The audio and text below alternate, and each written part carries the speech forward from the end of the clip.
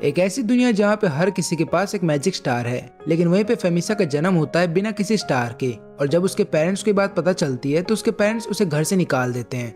अब यहाँ तक कि विलेज के बाकी सब लोग भी फेमिसा से नफरत करने लगते हैं। तो फेमिसा अपनी लाइफ बचाने के लिए गांव से बाहर चली जाती है और उसी दौरान उसको एक स्लाइम मिलता है जो कि उसकी पूरी जिंदगी बदल देता है, और वो उस स्लाइम का नाम रखती है सोरा। तो कहानी की शुरुआत होती है एक आदमी से जो कि कार्विंग का काम कर रहा होता है एक लकड़ी पे। तभी उसको एक बच्चे के रोने की आवाज आती है। वो जल्दी से अपने घर में भागते हुए जाता है और उसको पता चलता है कि उसकी एक बेटी हुई है। वो बहुत ही प्यारी और दिखने में बहुत सुंदर है। फिर उसकी वाइफ पूछती है कि तुम इसका नाम क्या रखोगे, और वो बोलता है कि मैं इसका नाम फेमिसा रखूंगा। और इसके कुछ समय बाद फेमिसा बड़ी हो जाती है और उसके फादर सबके लिए एक नया घर बना रहे हैं। फेमिसा उस जगह जाती है और अपने फादर को बोलती है कि कुछ खा लीजिए। फिर सब लोग मिल करके खाना खाने लगते हैं। यहाँ पे फेमिसा का बड़ा भाई भी होता है जो कि अपने फादर की मदद कर रहा होता है घर बनाने के लिए। तभी खाना खाते समय फेमिसा के गले में ब्रेड का टुकड़ा अटक जाता है। तभी उसके फादर पानी को क्रिएट कर देते हैं अपनी मैजिक की मदद से और फेमिसा को पानी पिला देते हैं। तभी उसका बड़ा भाई बोलता है कि तुम्हें आराम से खाना चाहिए, नहीं तो खाना तुम्हारे गले में अटक जाएगा। फेमिसा बोलती है कि मैं अब बड़ी हो रही हूँ, इसलिए मुझे ज्यादा खाना खाना है। फिर इसके बाद सभी लोग घर आ जाते हैं। अब घर पे फेमिसा फिर अपनी माँ की मदद करने लगती है बाकी सारे कामों में, जैसे कि खाना गर्म करने में और खाना टेबल पे लगाने में। तब उसका बड़ा भाई उसको चिढ़ाते हुए बोलता है कि तुम्हें मैजिक सीख लेना चाहिए, जिसकी मदद से तुम बाकी सारे काम आराम से कर लोगी। लेकिन तभी उसकी माँ बीच में आ जाती है डिफेंस के लिए। वो बोलती है कि तुम चिंता मत करो, मेरी बेटी बहुत जल्द ही मैजिक सीख लेगी और वो खुद से सीखेगी सारी मैजिक। और उसके बाद सभी लोग एक परिवार की तरह बैठ करके खाना खाते हैं। और खाना खत्म हो जाने के बाद फेमिसा अपने टॉय से खेलने लगती है और वो बोलती है कि मेरा बर्थडे आने वाला है। तभी उसके फादर बोलते हैं कि हाँ हमें पता है और मैं इस बार तुम्हें एक स्पेशल गिफ्ट दूंगा। और फिर उसकी माँ बोलती है कि इस बार तुम्हारा 5th बर्थडे आने वाला है, क्या तुम एक्साइटेड हो। जब इन फैमिली का आपस में बात चल ही रहा होता है कि तभी उनके दरवाजे पे एक नॉक होता है। जब दरवाजा खोला जाता है तो उन्हें पता चलता है कि उनके घर के बाहर एक औरत आई है जिसका नाम है लूबा। वो इस विलेज की फॉर्च्यून टेलर है, यानी कि वो किसी का भी भविष्य बता सकती है। वो बताती है कि मैं यहाँ पे आई हूँ ताकि मैं फेमिसा को कॉन्ग्रेचुलेट कर सकूँ उसके 5th बर्थडे के लिए और उसको गुड लक चार्म दे सकूं ताकि वो आने वाले समय में अच्छी मैजिक पावर को सीख सके। तभी लूबा को उस समय का याद आने लगता है जब वो पहली बार फेमिसा से मिली थी, जब फेमिसा केवल 2 साल की थी। और लूबा को पता चल गया था कि फेमिसा अपने ही पुराने इस जन्म के बारे में जानती है, इसलिए उसने कहा था फेमिसा से कि अपने पुराने जन्म के बारे में किसी को मत बताना, नहीं तो इसकी वजह से तुम्हें प्रॉब्लम हो सकती है। और फेमिसा वादा करती है कि मैं इसके बारे में किसी को नहीं बताऊंगी। अब हम देखते हैं यहाँ पे प्रेजेंट का सीन। लूबा यहाँ पे प्रेयर कर रही होती है फिनिसा के लिए और उसको बोलती है कि तुम हमेशा खुश रहना और जिंदगी में वही करना जो तुम्हें सही लगता हो। यहाँ पे लूबा ये बोल करके जा रही होती है, लेकिन जब लूबा उनके घर से बाहर निकल जाती है तो वो फिर से पीछे मुड़ के देखती है उनके घर को और यहाँ पे लूबा थोड़ी सी परेशान लगती है। इसके बाद वो बड़ा दिन आ जाता है जिस दिन फिनिसा का बर्थडे है, यानी कि आज फिनिसा पूरे 5 साल की हो चुकी है और उसका परिवार आया होता है चर्च में। प्रेयर खत्म हो जाने के बाद फादर फिनिसा से बोलते हैं कि आज हम तुम्हारे मैजिक पावर को जगाएंगे। वो उसको बोलते हैं कि इस होली वाटर को टच करो और उसको टच कर लेने के बाद फेमिसा वहाँ से चली जाती है। फिर फादर वहाँ पे आते हैं और कुछ मैजिक पावर का इस्तेमाल करके वाटर के अंदर से एक बबल निकालते हैं और इसी बबल के अंदर मैसेज होता है फिनिसा के लिए कि उसके पास किस तरीके की मैजिक पावर है। वो बबल बताता है कि फिनिसा के पास एक ऐसी स्किल है जिसका नाम है टैमर स्किल, यानी कि वो किसी भी बड़े मॉन्स्टर को अपने काबू में कर सकती है। इस बात को सुनते ही उसके पेरेंट्स खुश हो जाते हैं, लेकिन यहाँ पे फिर फादर चेक करने लगते हैं कि फेमिसा के पास कितने मैजिक स्टार्स हैं। लेकिन उन्हें इस बात का पता चलता है कि फेमिसा के अंदर कोई भी मैजिक स्टार नहीं है और ये बात पता चलते ही फादर गुस्सा हो जाते हैं और वो उसकी फैमिली से बोलते हैं कि यहाँ से चले जाओ, तुम्हारी बेटी के अंदर कोई भी मैजिक स्टार नहीं है, तुमने मेरा वक्त बर्बाद किया है। और अगर तुम्हें ये लगता है कि मैं तुमसे झूठ बोल रहा हूँ तो पहली बात तो ये कि होली वाटर के अंदर से निकला हुआ मैसेज कभी झूठ नहीं होता। फिर घर पे फेमिसा के फादर लगातार दारू पीने लगते हैं और वो फेमिसा को डांट रहे होते हैं कि घर में केवल तुम ही एक ऐसी लड़की हो जिसके पास कोई भी मैजिक स्टार नहीं है। उन्हें इतना ज्यादा गुस्सा आने लगता है कि वो फेमिसा के फेवरेट टॉय को ही तोड़ देते हैं जिन्हें उसने खुद से कार्विंग करके बनाया था फेमिसा के लिए। फेमिसा की माँ रोने लगती है और बोलती है कि तुम तो ऐसा बिहेव कर रहे हो जैसे फेमिसा तुम्हारी बेटी नहीं है। फेमिसा कोशिश करती है अपनी माँ को शांत कराने के लिए, लेकिन तभी उसका बड़ा भाई बीच में आता है और उसके हाथ को बहुत ही तेजी से पकड़ लेता है और उसको हाथ को इतनी जोर से दबाता है कि फेमिसा को दर्द होने लगता है। यहाँ पे वो अपनी बड़ी बहन से बोलती है कि मेरी मदद करो, लेकिन उसकी बड़ी बहन उसकी मदद नहीं करती और ऊपर से ऐसा शक्ल बनाती है जैसे फेमिसा ने उसकी किडनी ही चुरा ली हो। और फिर फेमिसा को घर से बाहर निकाल दिया जाता है। मुसीबत यहाँ पे खत्म नहीं होती। विलेज में हर किसी को पता चल गया था कि फेमिसा के पास कोई भी मैजिक स्टार नहीं है, इसलिए हर कोई फेमिसा को क्रिटिसाइज करने लगता है इस बात के लिए। और ऊपर से जितने भी बच्चे होते हैं वो फेमिसा के ऊपर पत्थर मारने लगते हैं, जिसकी वजह से उसके सर से खून निकलने लगता है। और वो फिर वहाँ से जब भागने लगती है तब विलेज के हर कोई उसे घेर लेता है। वो देखती है कि हर कोई उसे ऐसे देख रहा है जैसे कि उसने सबका कुछ बिगाड़ दिया हो। उसको समझ में नहीं आ रहा होता है कि आखिरकार उसे इतना ज्यादा हेट क्यों मिल रहा है। अब फेमिसा ना तो अपने घर जा सकती है और ना तो अपने विलेज में रह सकती है, इसलिए फेमिसा वहाँ से भाग जाती है और जंगल में लगातार भटक रही होती है। तभी अचानक से बारिश स्टार्ट हो जाती है और फेमिसा को जगह ढूंढनी होगी छुपने के लिए। उसकी किस्मत अच्छी थी कि उसे एक छोटा सा केव मिल जाता है। वो वहाँ पे रहने लगती है, लेकिन तभी उसे ठंड लगती है तो वो डिसाइड करती है कि वो आग जलाएगी। लेकिन वो अपनी फायर मैजिक का इस्तेमाल भी करती है लेकिन आग नहीं जला पाती और धीरे धीरे उसका विजन ब्लर होने लगता है और अचानक से फेमिसा बेहोश हो जाती है। जब फेमिसा की आंख खुलती है तो उसे पता चलता है कि उसके बगल में कोई है और वहाँ पे आग भी जल रही है। उसकी मदद करने के लिए कोई और नहीं बल्कि लूबा आती है। वो बोलती है कि मुझे पता था कि ये सब तुम्हारे साथ होने वाला है, इसलिए मैं यहाँ पे आ गई थी तुम्हारी मदद करने के लिए। और ये लो सूप, इसको पी लो ताकि तुम्हें अच्छा लगेगा। और वो फेमिसा को एक मैजिक बुक देती है और एक बैग देती है और बोलती है कि ये तुम्हारे काम आएगा। और उसके बाद वो फेमिसा का ध्यान रखने लगती है जैसे कि वो उसकी सगी माँ हो। और वो फिर उसको दुनिया के बारे में बताती है। वो उसको लिखना सिखाती है, पढ़ना सिखाती है और ये भी सिखाती है कि तुम्हें दुनिया में कैसे सरवाइव करना है। लेकिन एक दिन जब लूबा घर वापस नहीं आती तो फेमिसा को फिक्र होने लगती है, इसलिए वो विलेज में चुपके से जाती है इस बात का पता करने के लिए कि आखिरकार लूबा को क्या हो गया। उसका दिल टूट जाता है जब उसको इस बात का पता चलता है कि लूबा अब इस दुनिया में नहीं रही। और वहीं पे उसके फादर विलेज के चीफ से बोलते हैं कि तुम्हें मेरी बेटी की जान ले लेनी चाहिए क्योंकि उसके पास कोई भी मैजिक स्टार नहीं है। इतना सुनते ही फेमिसा अंदर से टूट जाती है।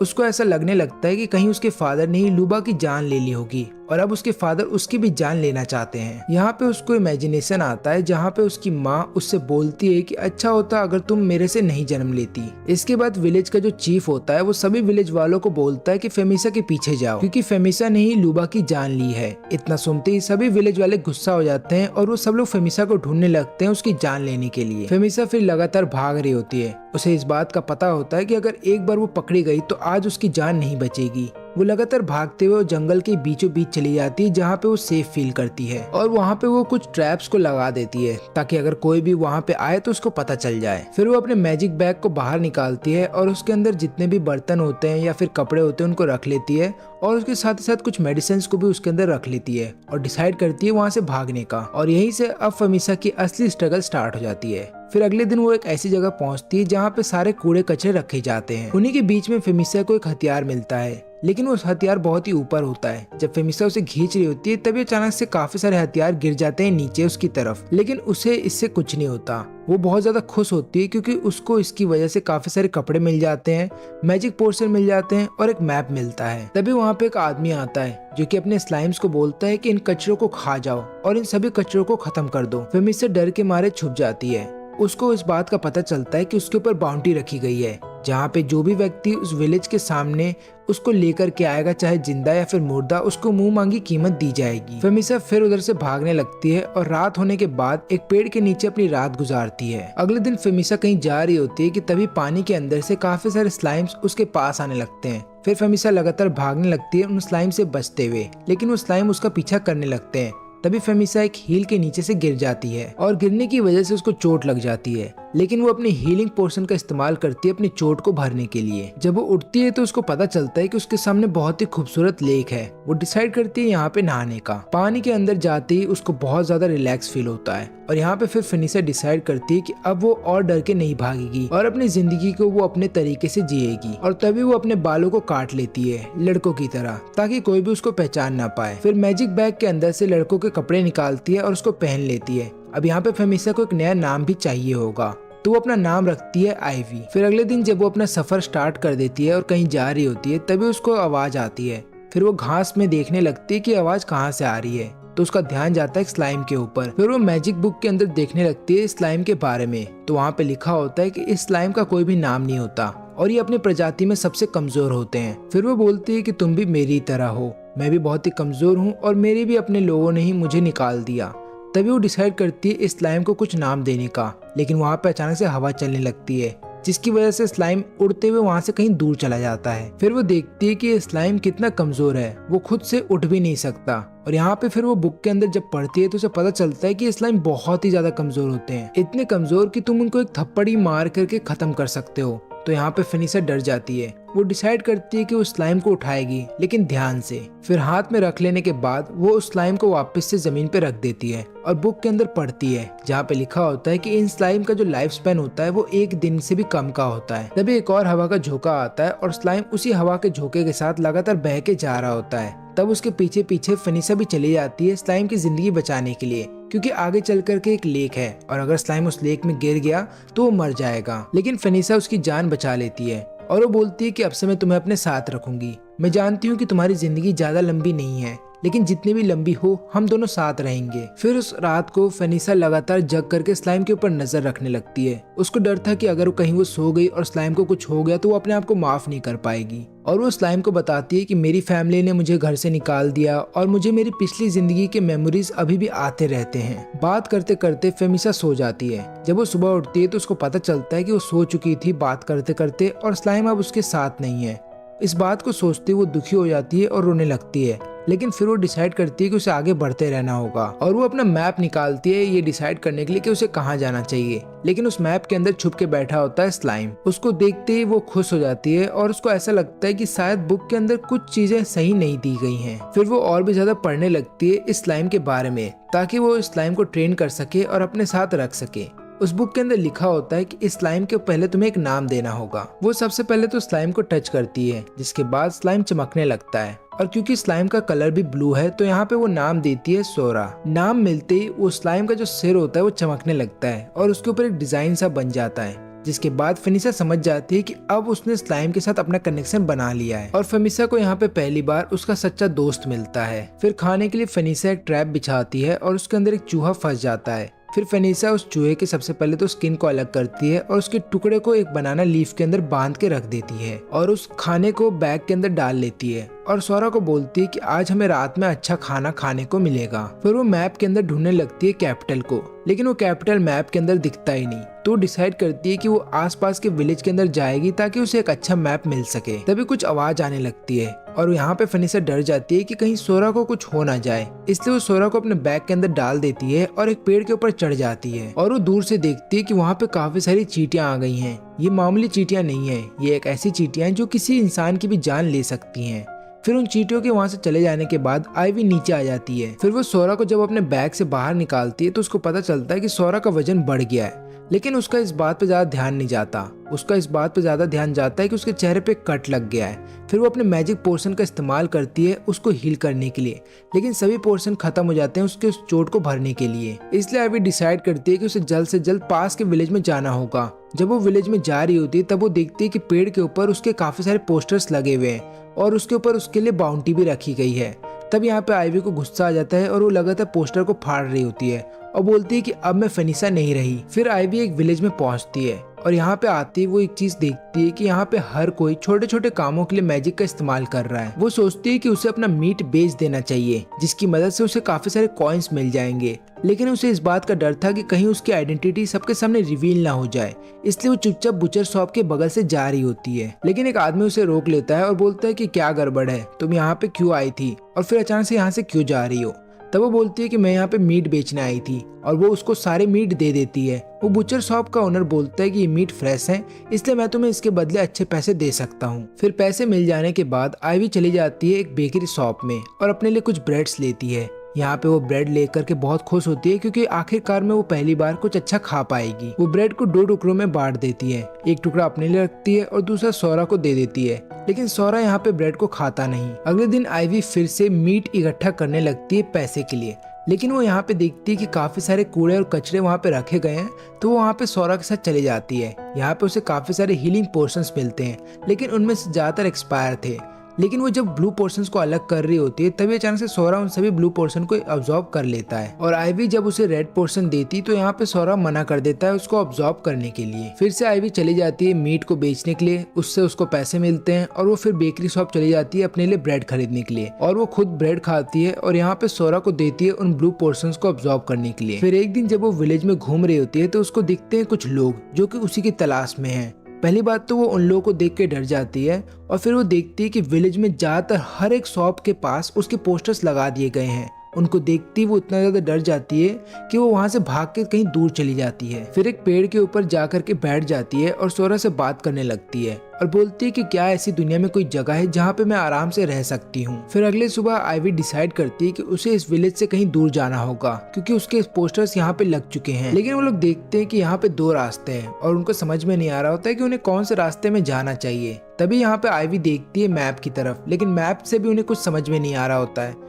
तब वो देखती है सोरा की तरफ और यहाँ पे सोरा को भूख लगी होती है और यहाँ पे आइवी बोलती है कि हाँ मुझे भी भूख लगी है, इसलिए वो लोग डिसाइड करते हैं पहले कुछ खाने का। तभी आइवी को एक लेक दिखता है और लेक के पास वहाँ पे एक पेड़ होता है जिसके ऊपर काफी सारे फ्रूट्स होते हैं। आइवी सोरा से बोलती है कि जा करके फ्रूट्स को खा लो, लेकिन यहाँ पे सोरा डर रही होती है। फिर उसको पता चलता है कि वो एक्चुअली में पेड़ नहीं है बल्कि एक मॉन्स्टर है जो कि पेड़ का शेप लेकर के वहाँ पे बैठा होता है और वो कोई भी इंसान जो उसके पास आता है उसे खा लेता है। आइवी डर जाती है और वहाँ से भागने लगती है। वो एक सेफ जगह तो पहुंच जाती है लेकिन उसके हाथ पे चोट आ जाती है। फिर वो देखती है कि सोरा जो है उसके हाथ पे आ चुका है और लगातार उसके अंदर से ब्लड को चूस रहा है। उसको ऐसा लगता है कि कहीं सोरा उसे खाने की कोशिश कर रहा है क्योंकि स्लाइम किसी भी चीज को खा सकते हैं और कोई भी ऐसी चीज जो ह्यूमन से बनी हो या ह्यूमंस के अंदर से निकली हो उसको तो वो लोग बहुत ही आराम से खाते हैं।